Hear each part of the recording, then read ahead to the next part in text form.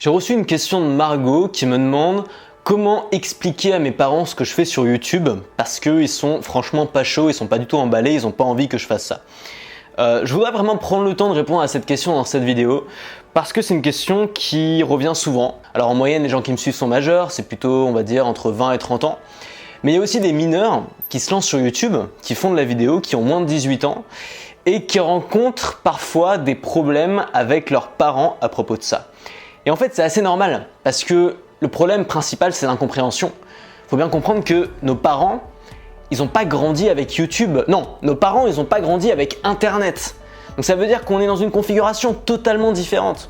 C'est-à-dire que pour eux, c'est totalement inconcevable de pouvoir toucher des millions de personnes en faisant des vidéos dans sa chambre, de pouvoir gagner sa vie tout seul sur YouTube alors que tu n'es même pas majeur. Et il y a des gens qui le font, c'est possible.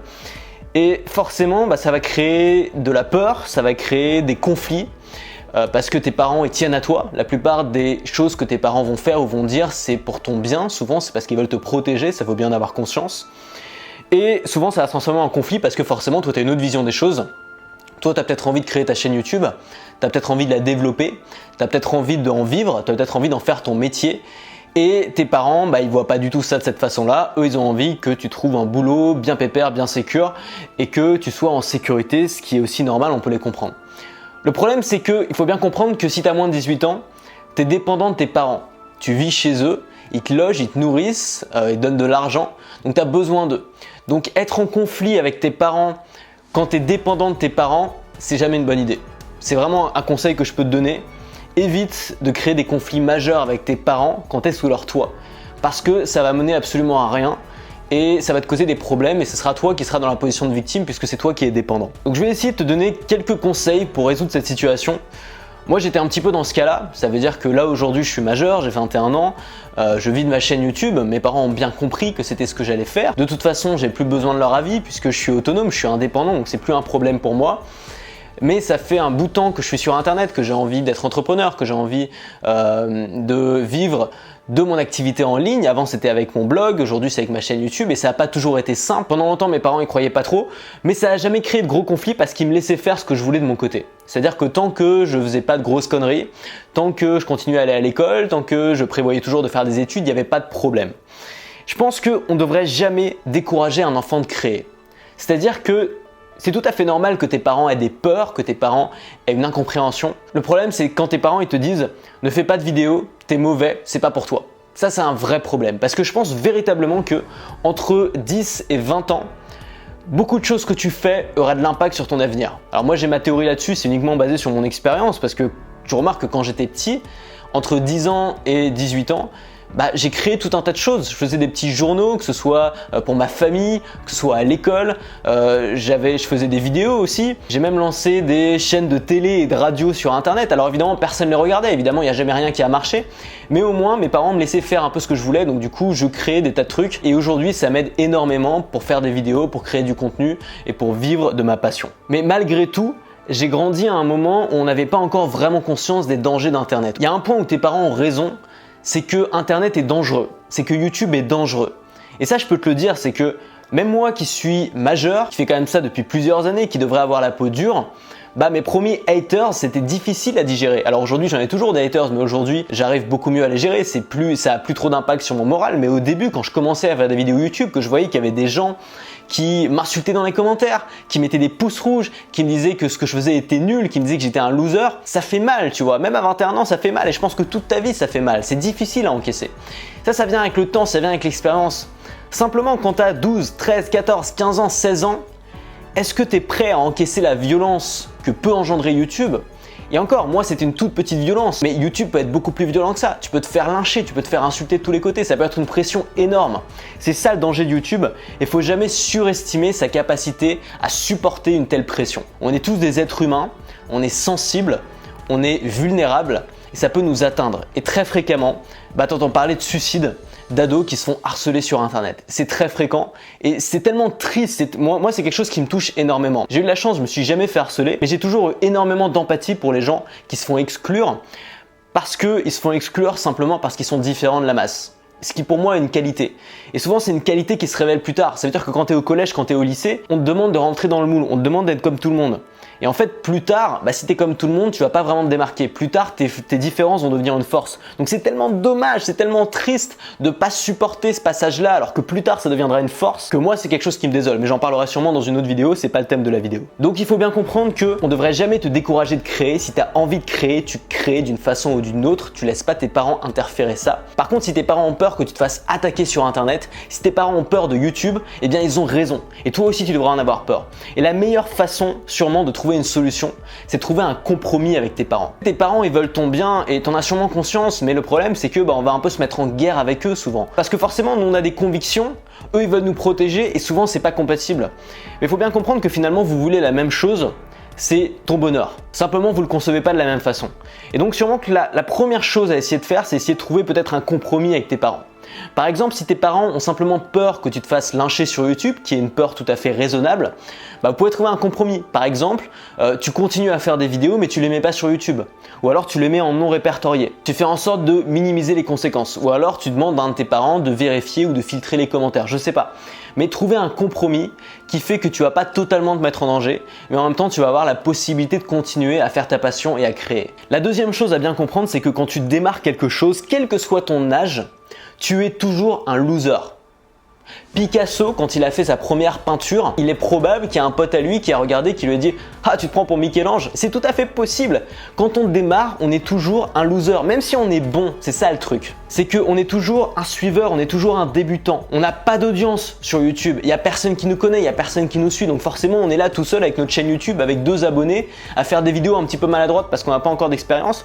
On est un loser, mais on est obligé de passer par cette phase pour devenir un bon. Tous les mecs qui sont connus sur YouTube étaient des losers au départ, mais ils ont persévéré, ils ont continué jusqu'à devenir bons et jusqu'à être connus. Ça n'existe pas les gens qui font une vidéo, si ça existe mais c'est quand même très rare, les gens qui font une vidéo, c'est une vidéo excellente et direct sont propulsés au top de YouTube. Donc je pense qu'il faut accepter cette image, il faut accepter cette idée, dire je démarre, je suis pas bon et moi je me considère encore comme ça, c'est-à-dire que je me considère encore que je suis un débutant de YouTube et que je suis pas bon, même si aujourd'hui je peux en vivre, même si aujourd'hui j'ai atteint finalement mes premiers objectifs sur YouTube qui étaient d'en vivre et de pouvoir voyager.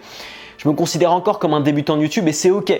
Je pense qu'il faut accepter le fait d'être vu et perçu comme un loser parce qu'on démarre, parce que c'est normal, parce que c'est naturel, parce que tout le monde a été un loser au départ.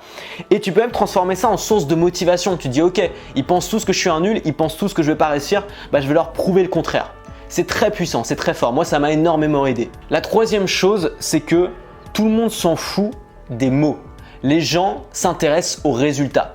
Tu peux essayer de convaincre tes parents, ta famille de long en large et en travers que ce que tu fais ça va marcher, que tu vas développer une audience, que tu vas vivre de ta chaîne YouTube, que parce que Antoine BM l'a dit, ça va marcher. Ça sert à rien tant que tu n'as pas de résultat, personne va te croire. Les gens vont peut-être t'encourager à continuer, mais la plupart des gens vont pas y croire parce que c'est rare de réussir sur YouTube. Et donc au lieu de dépenser une énergie considérable à essayer de convaincre des gens que tu ne peux pas convaincre parce que tu n'as pas de résultat, dépense cette énergie à faire ton truc dans ton coin jusqu'à avoir des résultats et jusqu'à pouvoir poser ces résultats sur la table. Pour te donner mon exemple, mes parents, ils suivaient un petit peu ce que je faisais, ils me disaient pas que c'était pas bien, mais ils y croyaient pas. Ils croyaient pas que j'allais pouvoir en vivre sérieusement. Et au début, je me suis tué à essayer de les convaincre qu'il y avait des gens que je suivais qui arrivaient à en vivre, ça marchait bien pour eux, j'allais faire la même chose, ça allait marcher aussi pour moi.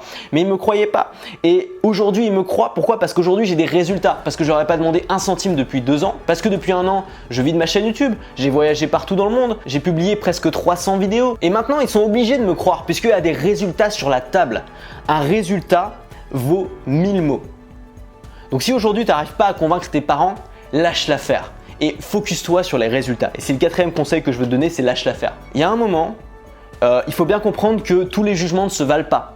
C'est-à-dire que moi, le jugement de mes parents, ma cousine ou ma sœur sur ce que je fais sur YouTube a évidemment beaucoup moins de valeur que le jugement que pourrait me faire peut-être un Casey Neistat ou un Oussama Ammar, qui sont des gens qui m'inspirent énormément et qui sont des gens sur lesquels je prends exemple. C'est pas parce que des gens t'aiment, te protègent et sont proches de toi qu'ils ont un bon jugement par rapport à ce que tu fais. Tes parents, c'est peut-être pas des experts YouTube, c'est peut-être pas des experts du web. Tu vas pas pouvoir les convaincre de tout et n'importe quoi. Et le jour où tu comprends que si tout le monde autour de toi n'est pas convaincu que ce que tu fais est génial, c'est pas grave, tu gagnes une liberté incroyable. Moi, ça arrivé d'un coup. C'est arrivé en septembre de cette année précisément. J'étais complètement bourré, c'était en fin de soirée. J'ai eu une longue discussion, tu sais, les discussions de 4 h du matin de fin de soirée dans l'appart d'un pote. D'ailleurs, Nono, si tu te reconnais, big up. Et je lui ai expliqué que j'avais peur d'utiliser mon vrai nom parce que j'avais peur que ça entache ma famille. J'avais toujours peur de ça, tu vois. C'était une angoisse totale pour moi. Je voulais pas salir la réputation de la famille ou une connerie comme ça, tu vois. Et il m'a dit, mais putain, Antoine Blanchemaison, c'est toi, quoi. Antoine Blanchemaison, c'est pas tes parents, c'est pas ta famille, c'est pas tes cousins, c'est toi et tu fais ce que tu veux et tu t'en fous de ce qu'ils pensent. L'important, c'est de faire ce que tu veux, toi, dans ta vie. Il m'a dit ça, je le savais, mais j'avais pas vraiment réalisé. Et sur le coup, je me suis dit, mais putain, il a raison. C'est moi, Antoine Blanchemaison. Je vais faire ce que j'ai envie de faire. Je vais faire un truc qui a rien à voir avec ce que fait ma famille. Même s'ils sont pas d'accord, je m'en fous complètement. Je vais faire ce que j'ai envie de faire. Donc j'ai totalement lâché l'affaire. Je me suis totalement désintéressé de ce que pouvait penser ma famille de ce que je faisais. Ça m'a donné une liberté incroyable et ça m'a vraiment aidé à m'épanouir dans ce que je faisais. Et au lieu d'être un jeune frustré que j'étais avant à essayer de convaincre tout le monde que ce que je faisais était génial, je suis devenu simplement un mec qui bosse et qui aime son travail et qui essaie de convaincre personne mais qui laisse les autres se convaincre tout seul. Et je voudrais terminer cette vidéo sur ce dernier conseil qui est d'apprendre à convaincre. Pourquoi à l'école, on passe des années et des années à apprendre les maths, à apprendre les dérivés, les fonctions, des trucs que jamais tu réutiliseras dans ta vie si tu fais partie des 95% de la population qui sont pas ingénieurs. Pourquoi on passe tant de temps à étudier ça et on passe 0 heure à apprendre à communiquer? Je dis pas apprendre à parler.